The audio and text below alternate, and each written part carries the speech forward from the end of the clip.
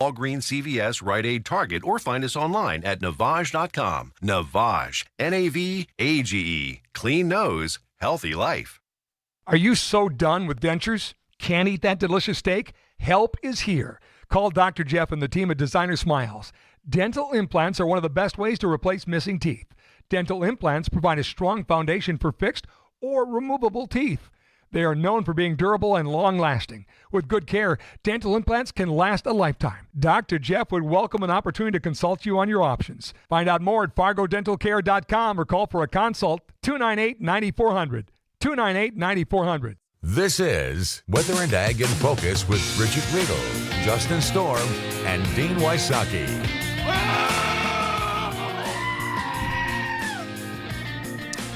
And welcome to Weather and Ag in Focus, 105 in the afternoon. I want to thank everybody for joining us on this cold January day. It's January, folks. It's nothing we haven't seen before. Oh, it's not even cold yet. No, comparatively speaking, it's not. No, it will get worse. Even then, it's not cold. Yeah. We could be Montana. Tell me why we could be Montana. What is that? What Because it could be 40 below in the forecast. And that's actual air temperature. That's not that's wind chill. actual. Mm-hmm. Yeah, but it's January, and we're just about to Canada. It gets cold here. It does. This is not a surprise, guys.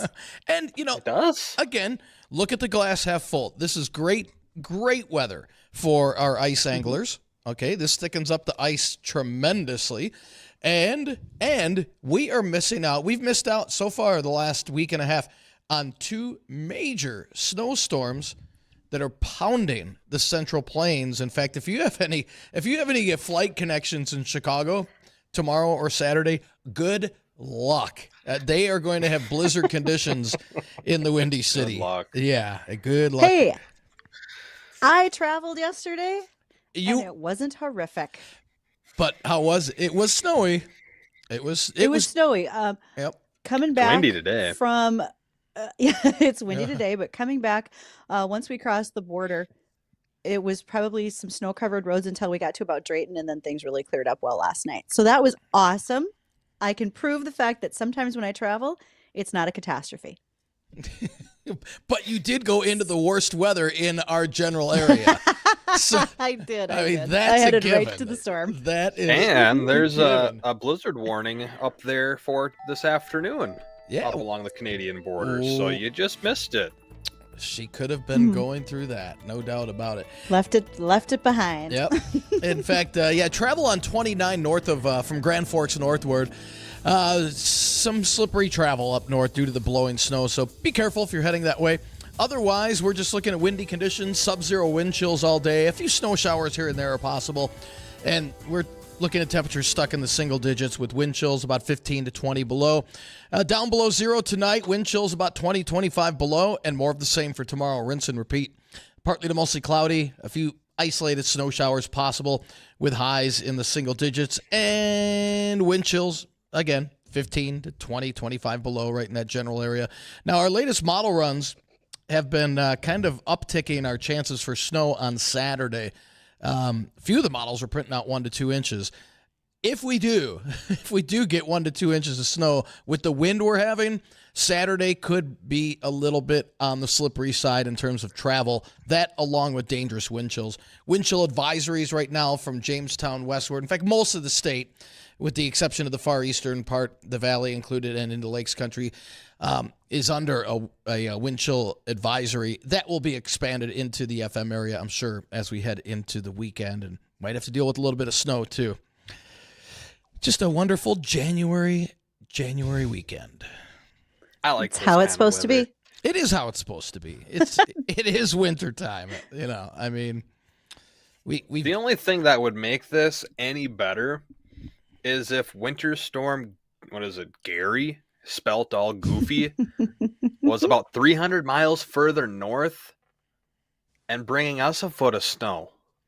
Not sure. Yeah. You guys don't want no snow? Sure.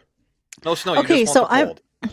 I am okay with snow. I don't need it at 12-inch increment or 12 inches in increments. We could maybe get like a couple here and a little bit more there. Because remember, what did No. Gary tell us back in December when we did our weather special that we were anticipating somewhere along the lines of 32 inches of snow, and we're not there yet. So we're going to need some of those increments to happen. Yeah, we're not even close. I want to stop measuring yet. snow by the inch and have it just be a standard of measuring by the foot. Okay. Snow doesn't come in 1 to Now- 3 inch rounds. It's 1 to 3 foot rounds. You know, because it's cold outside, You're a right now is masochist. ideal. Jeez. Right now is ideal cookie baking weather because it would coincide with the fact that today is National Milk Day. Shout out to all our dairy farmers out there. Thank you ever so much for providing that perfect glass of nutrition to go right along with our cookies for Milk and Cookies.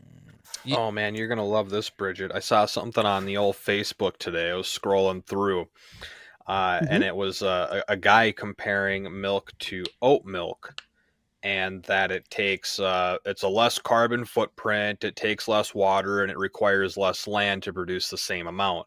And then he says, right down there, way at the bottom, and it's not cruel to baby cows. Oh, gee, are you serious? Yeah, I was like, you're joking, right? Like you have to be joking.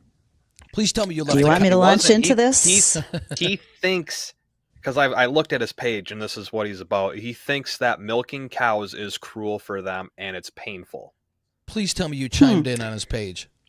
I wanted to, but I hold my tongue most of the time when it comes to social media because it's always just a dead end route. It's just a waste So, of okay, time. a couple things. Sometimes First it's of all, fun though.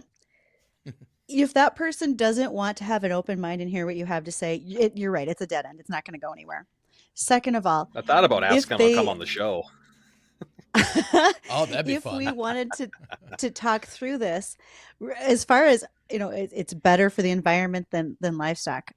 No, because all of those things that we talk about when it comes to soil health and regeneration in farming, that involves livestock. We have to have green manure. Livestock do a fantastic job of breaking down things in the environment that we don't, and they take care of us in very good ways.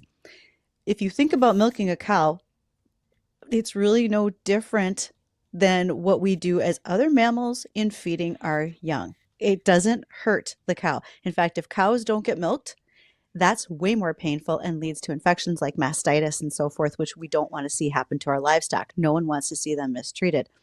Health-wise, milk is an excellent source of protein. Calcium, it's great for children's brain development. So keep your kids' bones and brains strong by drinking milk. And as far as oat milk is concerned, recent studies have shown, and also surveys, oat milk and some of those other substitutes for actual dairy milk are on the decline. We are seeing less dairy farms overall. That is actually a headline out of the state of Minnesota for November. They lost about 150 dairy farms last fall in Minnesota, but that doesn't mean it's being overtaken by the alternative milks. So there, let's chew on that along with our milk and cookies. I'm all for it. You Man, knew I just wasn't thought- going to just leave that thought it was alone. funny. Oh, I knew you wouldn't. I had to bring it up because I wanted to get your input on it. And like I was saying, I wanted to just like, you gotta be kidding me in the comments.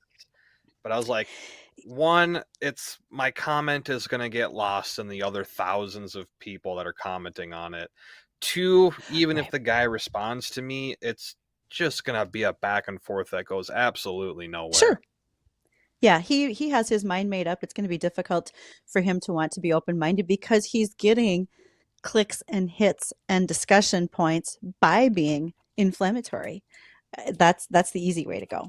Whereas you and I are a bit more educated and might want to share our point of view too. Wait. You said, Bridget, you said we. Yeah, You said we. you're worried about educated. No. Did I say too much? Educated. What does that mean? All right. That's what I thought. I have no idea. Well, let's see. What do we got coming up on the show today? We're going to be having a guest that'll be joining us in our 117 segment. And What day is it today? I don't even know what date it is. It's Thursday, right? The 11th, yes. Man, I got no idea. There's that education. Yes. Brainerd education system hard at work right here. We have a guest today, do we not? Our guest sheet doesn't say we have anybody, but I know we have someone on the line with us. So, Bridgette, do you want to introduce who that is? We do. We had a great addition to our lineup for today, and that is Emilee Pauley. Emilee is from Wall, South Dakota. She is a young lady who trains horses. And I don't just mean a little bit of training. She's had horses that have competed at National Finals Rodeo in Las Vegas, as well as championship high school rodeo horses. And so we want to visit with Emilee. She's kind of waiting in the wings until we get to our next segment, but definitely I thought a perfect segue today was the fact that it's National Milk Day, and then also that headline about the loss of dairy farms in the state of Minnesota.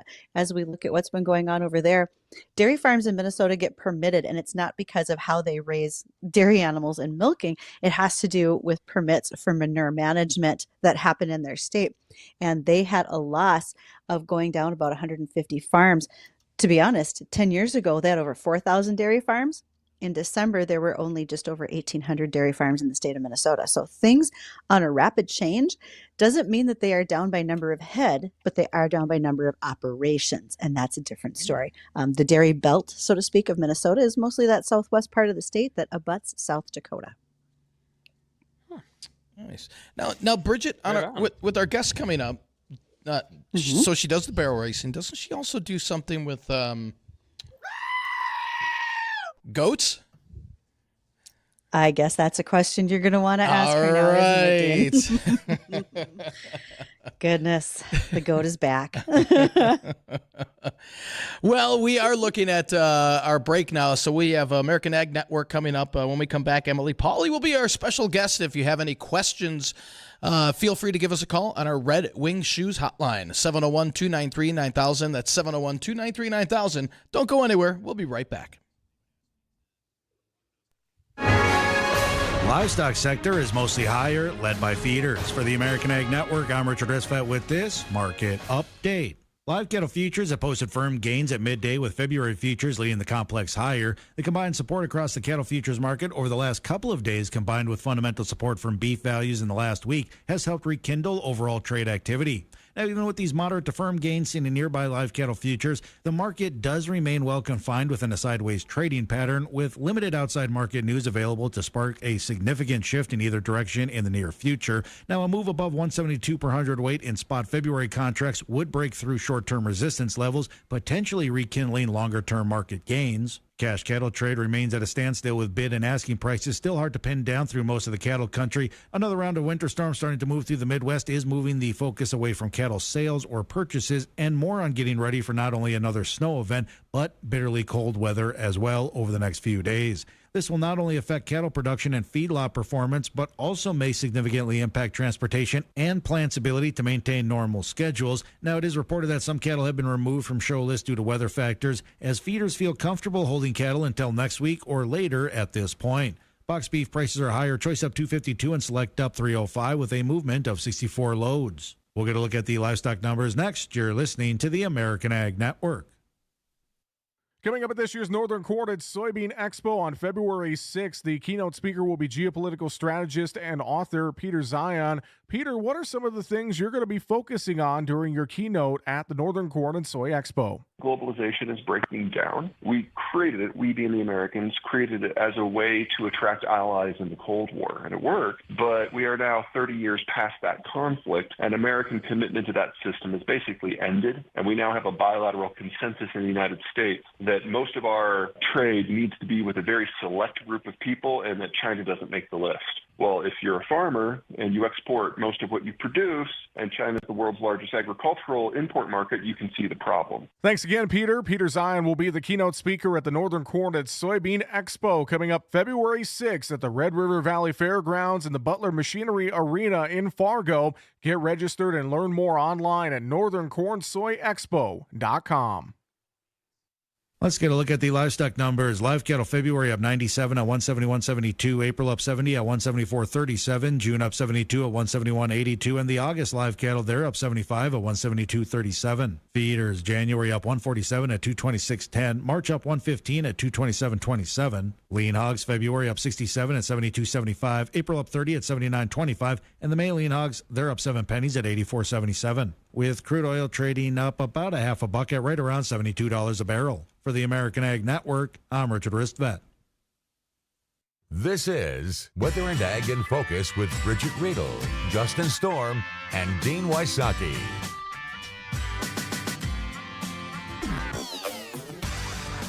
Welcome back to Weather and Ag in Focus. Thank you for joining us this afternoon, and especially a great big thank you to our friends over at Red Wing Shoes on Main Avenue in Fargo. Teresa does a fantastic job of taking care of all of your footwear needs, so please make sure to stop in and visit with her. New year, new boots. I'll say I like mine quite a lot. And you can call us today during the show on our Red Wing Shoes phone line, 701-293-9000. We'd love to hear from you. As well as we would love to hear from our guest today, and that's Emilee Pauley. Emilee, how are you? I'm good. How are you guys? Great, and thank you for joining us today from Wall, South Dakota.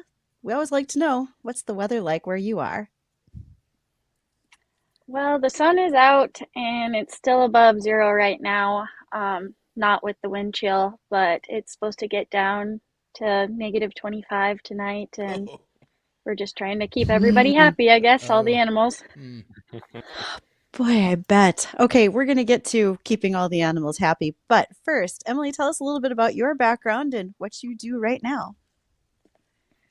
Well, I've always been raised around the ranch and rodeo environment. That's what my family does and has always done. And now I train barrel horses mostly for a living and help on area ranch operations as a day worker also.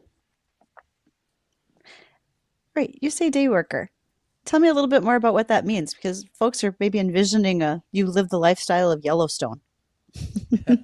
Not quite. I basically go around to anybody that, I have people I've worked for years, and they may own a feedlot or have a cow-calf operation or anything like that, and they need help on certain days of the year, big branding days or shipping days and different things like that. So I don't work for them full time, but on big days like that, I go over and I help them out.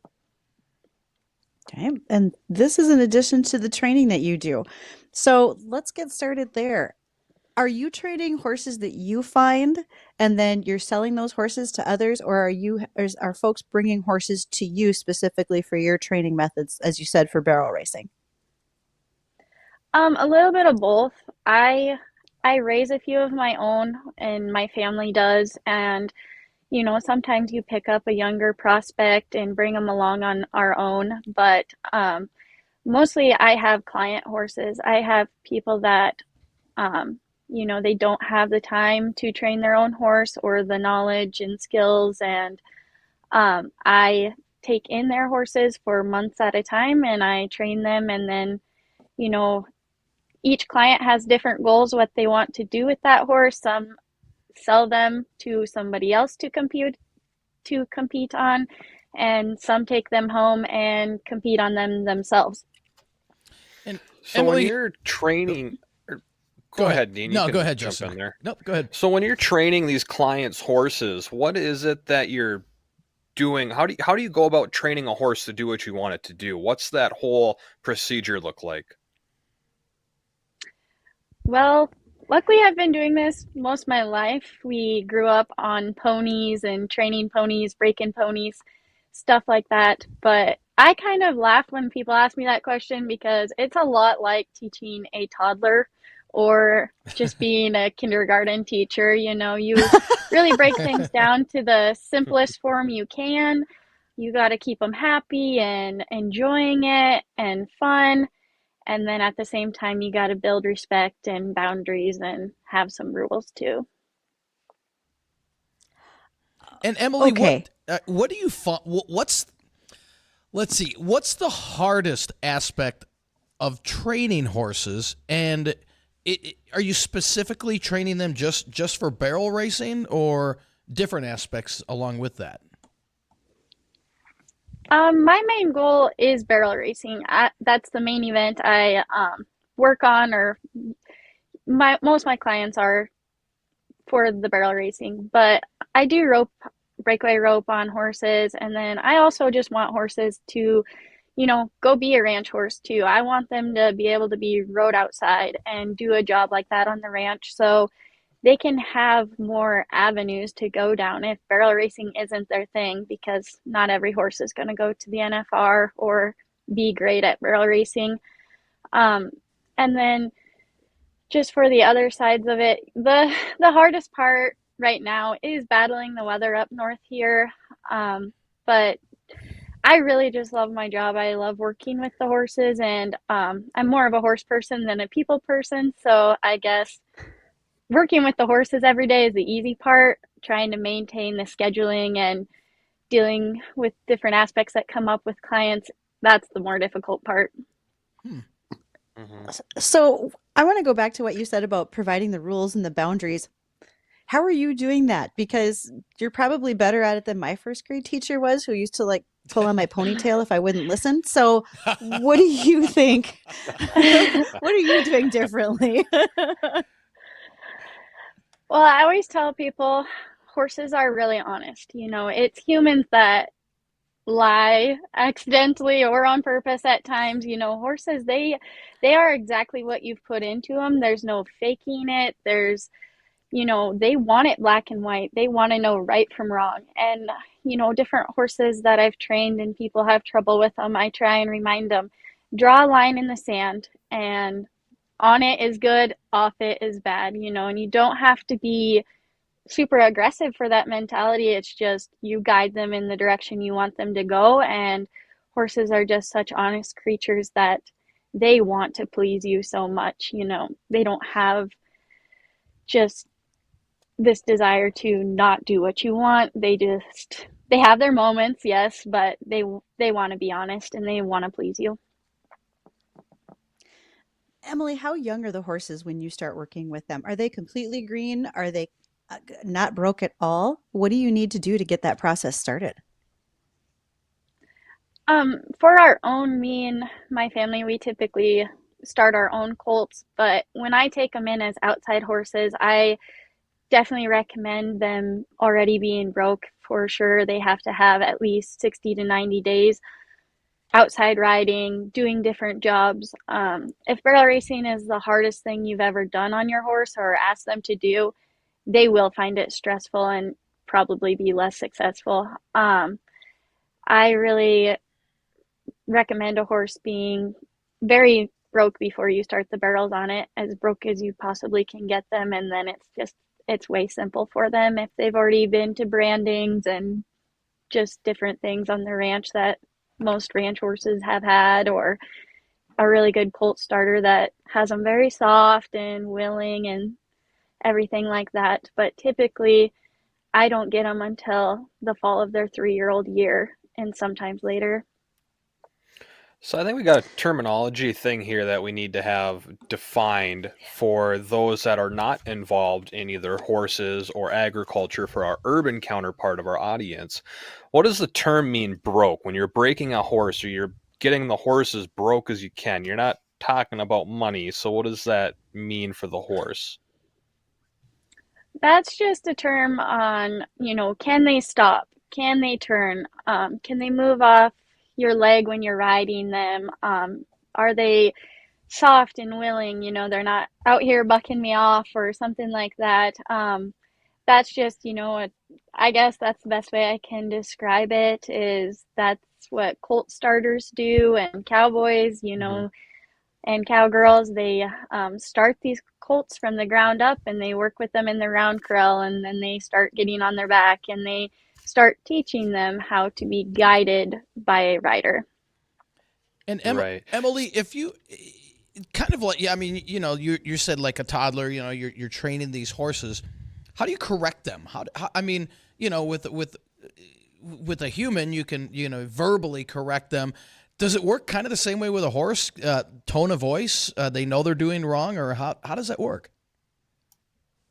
Yeah, in the round curl, when you're very first starting these young colts, a lot of times trainers say, whoa, and that means stop. And you can talk to them and you can judge their attitudes based off of that. But more or less, it's with your body movements. When I ask on an inside rein, I just want to ask just a tiny little bit at a time to get them to bring their nose around and, just kind of like introducing your ABCs. You're not going to jump to the word cat. You're going to start with C-A-T. And that's how you build them up, just like that, just a tiny little bit at a time every day.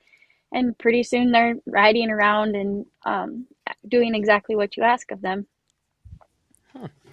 Very interesting. I'm kind of curious to how long this whole training process takes, even when it comes to just breaking in a horse. But we got to hit bottom of the hour news here, Emilee. So when we come back, we'll rejoin this conversation. I'd like to know how long this whole process takes from breaking a horse in to then you getting the horse at around the 3-year mark, I believe is what you said, and then getting them ready for either barrel racing or breakaway or ranch life, whatever it happens to be. So when we come back after bottom of the hour news, we'll get that question answered. And if you have any questions that you'd like to ask as well, give us a call on the Red Wing Shoes phone line. That's 701-293-9000. You can also send us questions via email to weatherorag@flagfamily.com, comment boxes on Facebook, YouTube Live, or again, just text Bridgette directly. A lot of you got her phone number, and we're still looking for a sponsor.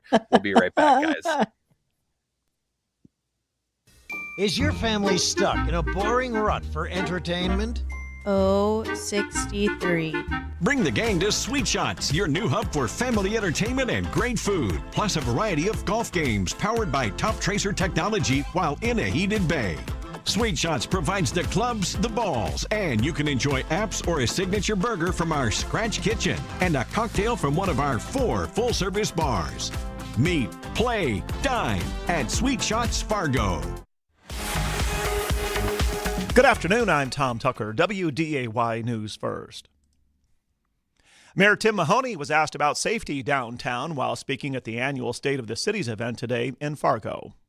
Our staff has been meeting weekly on this particular issue of how can we make it safer, perceivably safer for people so they enjoy the things that we have in the downtown area. We have gone, in fact, we've seen crime rate go down in the downtown area, and we continue to address it, to look at other ways in which we can enhance or improve it. Mahoney also says the city continues to review the status of the Downtown Engagement Center. The Fargo Police Department is planning a group trip to Washington, D.C. to honor an officer who died in the line of duty. The City Commission approved up to $250,000 in funding this week for Officer Jake Willine's family and members of the police department to attend the annual National Police Week. We're told the money will help pay for the trip this May in case donations fall short. And Minnesota is facing a psychiatric bed shortage, but 2 U.S. congressmen presented a bipartisan bill aimed at addressing the situation. Tom Emmer and Richie Torres introduced the Securing Facilities for Mental Health Services Act. If passed, we're told it will help psychiatric hospitals get mortgage help to expand their facilities. Currently, about 80% of Minnesota's counties lack mental health services and beds. Tom Tucker, WDAY, and WDAYRadioNow.com.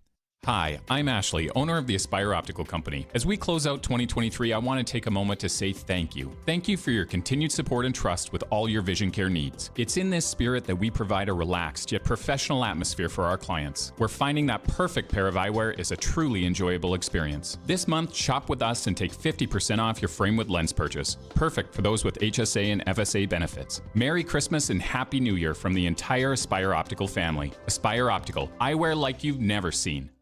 Hey Fargo Moorhead, Reed here, owner of Glass Doctor Auto. I want to thank you for choosing us for all your glass needs. We're your neighbor, locally owned and operated, and we're proud to serve you. From free estimates to hassle-free dealings with most insurance companies, we've got you covered. Glass Doctor Auto is now offering a 12-month windshield protection plan at no cost to you, which means free chip repairs for a year and 1 windshield replacement. So, as you gear up for another travel season, remember Glass Doctor Auto, glassdoctorauto.com. Call the Glass Doctor, we'll fix your paint.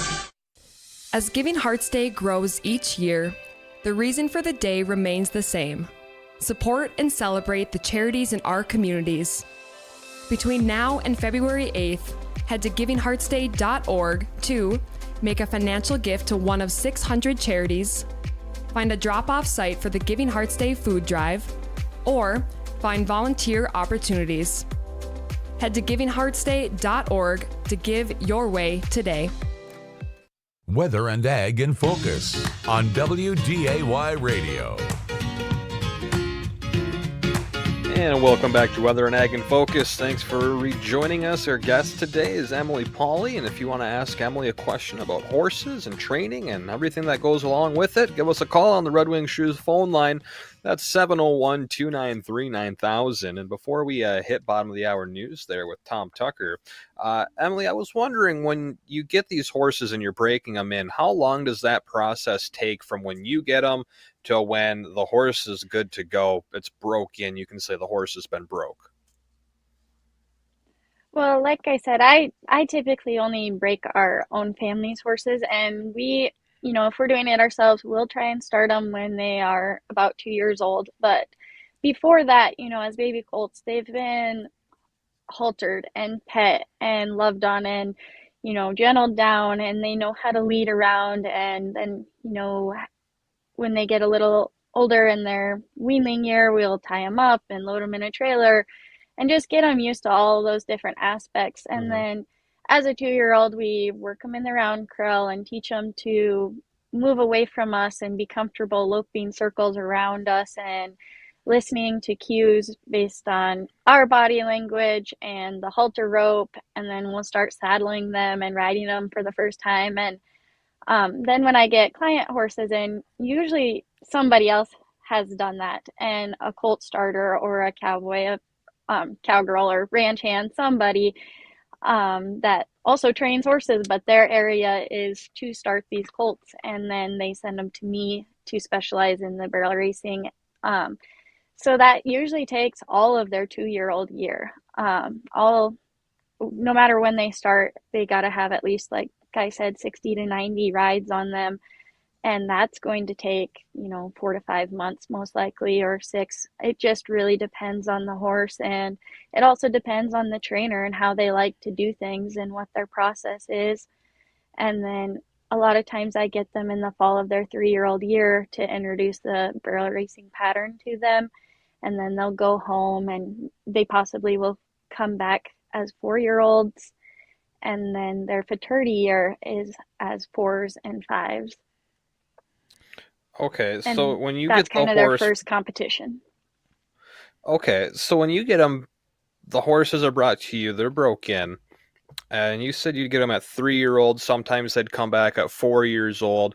How long is your training that you do on these horses? Obviously, each horse is different, but if you kind of had to average it out over a handful of the horses, how long does your program take to train these horses to do the barrel racing competitions? Within 60 days, they definitely know the barrel pattern, and they can do it pretty well with quite a bit of guidance from me. At 3 to 4 months, really depending on the horse, they might be able to start, going to different arenas and doing what is called exhibitions. And that is basically, you're not competing, you're just exhibitioning before the competition and seeing the sights. And a lot of them are probably ready to enter then too. At the same time, they might not be winning, but they're definitely, ready to enter and start learning how to compete and start learning how to work in different arenas. And that all depends on the horse too. Some horses are going to take longer. Some happen really fast and they just are natural at it and pick it up super fast. And, that's kind of like kids too. They each have their natural talents and abilities, and some just take a little longer to get to the exact same spot. Okay. Bridget, you got the mute button on. You're muted. Oh, there we go. Sorry. So for some of those horses that you've worked with, Emilee, they've gone on to do extremely well, whether it's an NFR or National High Schools Finals Rodeo. Tell us a little bit about those. Yeah, one horse, his name is Fiesta, and he's rode by Piper Cordis. I got him as a 4-year-old, and then he came back as a 5-year-old, and I had him, those 2 summers for a couple months each, and then they took him and went on with him, and I've rode with Piper since she was really little girl. They were one of my very first clients too. So I've trained rode a couple different horses for them, and it's just been a fun relationship. And she has gone on and she won the national high school finals this year. After having a lot of success in South Dakota, she went out there and just completely dominated the national high school finals in Gillette. And now she's making the perfs at the Denver Stock Show. So she's competing against the best of the world now, and so that's really fun to watch. And then yes, Summer Coastal, she's riding a horse that I had in 2020 and trained him, and he was one that was really fast to come onto the barrels, but he was an older horse when I got it. He was 6 years old, which is older than normally getting started on the barrels, but he was extremely broke. He had seen a lot of different things, and he just took to the barrels really fast. And I had him that summer for Jeff and Lisa Anderson, and they wanted to sell him. So, I kind of lined it up, and Summer purchased him. And then this December, I got to go watch him in Las Vegas. So it was really exciting. That's cool. That is cool. That's cool. And when it comes to how the horses do in the competitions and the riders, they get scored, they get based points and whatnot. That's how they advance, and the horses do. Do you see any form of points or rank as being the trainer of that horse that increases your value in a way? Say if you have a few horses and they just do exceptionally well, does that have anything benefit for you on your end as being the trainer for that horse initially? Well, when you're talking about the points, that's more for like the reining cow horse competition and the cutting competition. And then, if you wanted to go to American Quarter Horse Association horse shows, for barrel racing, it's timed. And I have, it's been really fun to watch those horses go on. Of course, it's a lot easier to try and advertise yourself, I guess, for lack of better words, and get clients, coming in the door and keep horses coming. If you can say, hey, I did train this horse, or I had this horse in to ride and compete on, or, whatever the case may be, and show people what they've gone on to do and gone to win. And I can't really take all the credit. I am very lucky. My family is a rodeo family and a ranch family, and my mom had trained horses for years before I ever started training horses. So I do have that background to rely on, and that's what's got all of this going for me. And Emilee, you barrel race as well, don't you? Yes, I do. Okay. Yep. Now, do you find it more fulfilling to train the horses or to race the horses? For me, I love training horses. That has always been what I wanted to do since I was really little. I just love working with them every day, and I'm kind of a homebody. I like staying home, and I can just be with my horses all day and do that. I build quite a relationship with them and get very attached to them. But at the same time, I was a competitor all throughout high school and college, and it's hard to kick that. I like competing as well. So it's kind of the best of both worlds, because I can take these horses I'm training and we can go to the local jackpots. Some of them are paid into and eligible for barrel fraternities, and we can go to them. And then I can also take, the best ones that I have in, or my own personal horses, and go to the rodeos. So I just do a little bit of everything and keep it really diverse, and whatever each horse is ready for is what I do. Emilee, how many horses are you working with at one time? do you have a certain number where you're kind of maxed out in your timeline of what you can get done for a day? But what does that look like for you? Every horse is kind of at a different stage that's here, like I was just kind of explaining. And some horses take more of your time, and some it's more just exercise and keep them in shape, and they're already pretty well trained. So I try and balance that out and not have just a ton of young, really green ones at one time. But typically, 8 to 10 horses just to work with, some training on the barrels, some just exercising, some of my own to rope on. That's plenty for a day. And I try not to go over, that area. You mentioned that in December, you went to watch one of your horses at National Finals Rodeo in Las Vegas.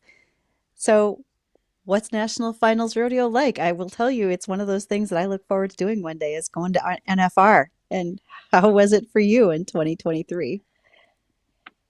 It was exciting. I'm lucky I had been there before to watch my brother, Jesse Bale, ride bulls and broncs. So I had been there before. I had not been there since 2011. So it's a much different experience, now at an older age and understanding what's going on and how much work it took to get there, and I've seen a lot of the girls there at, rodeos in Bellefouche or up north here all summer long. So it gets more fun and stuff like that just because those people or that horse that's there. And I can't really describe the excitement that is in the Thomas and Mack. It's definitely something people need to experience on their own. It's an environment like no other, and everybody that's there, crowd or competitor, is just truly in love with rodeo and the Western way of life, and it is just an amazing experience. And never let it go unnoticed that whether you're competing as a human or an animal, it is top level athletics for both. Yes. Yeah, for sure. Even watching the bucking horses is exciting. Oh, I bet it would be. It takes a lot of power to operate, for that animal to operate in the way that it does. There's no doubt. So, Emilee Pauley, thank you so much for being with us today. First of all, I'm going to ask, what are ways that people can get in touch with you if you'd like them to reach out, whether it's through social media, etc. And since it's National Milk Day, what's your favorite dairy product? I love ice cream. Can't deny that. All right. And then I'm on Facebook and Instagram. Modern technology is probably the best way to get in touch with me. Right there on Facebook, or Instagram is fine too. Okay. And people may be wanting to reach out to you to talk about your expertise. So thanks for joining us today. We look forward to talking to you again in the future. Folks, don't go anywhere, because we definitely want to talk about the cold weather that's moving on in, and we'll finish up with any other ag headlines we've got. Be right back. Thank you. Hello, Fargo. This is John Adams, your host of Talk of the Town. My show is designed to highlight everything great about the city, the valley, and the country in which we live. I've had the great fortune of meeting, working, and living with wonderful people in the Fargo-Moorhead area, and I want to bring their stories to you. Human interest stories, sports, timely topics that affect all of us in the Red River Valley. Talk of the Town with John Adams. Tune in for positivity and fun. Over 5,000 dogs competed to win the top title and $50,000 grand prize at the 23rd Annual AKC National Championship presented by Royal Canin.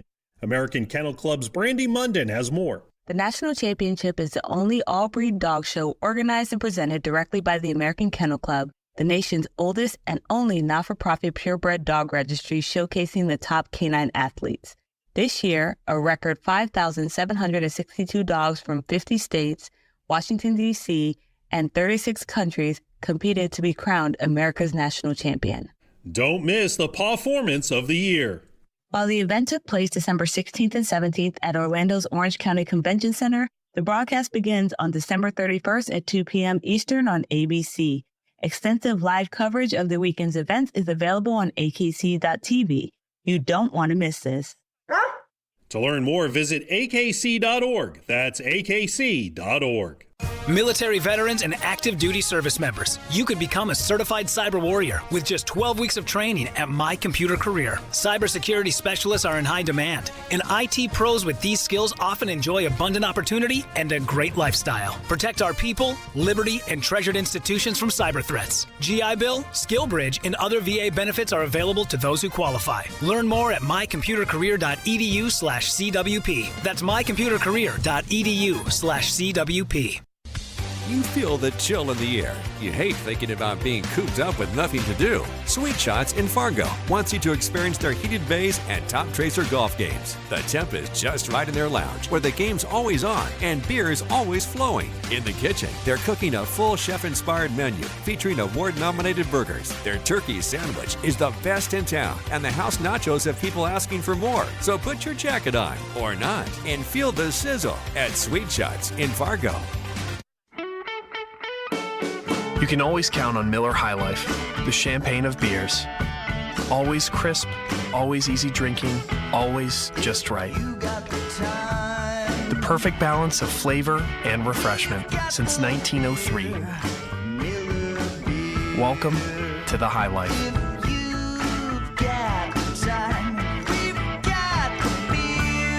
'19 Miller Brewing Company, Milwaukee, Wisconsin. Celebrate responsibly.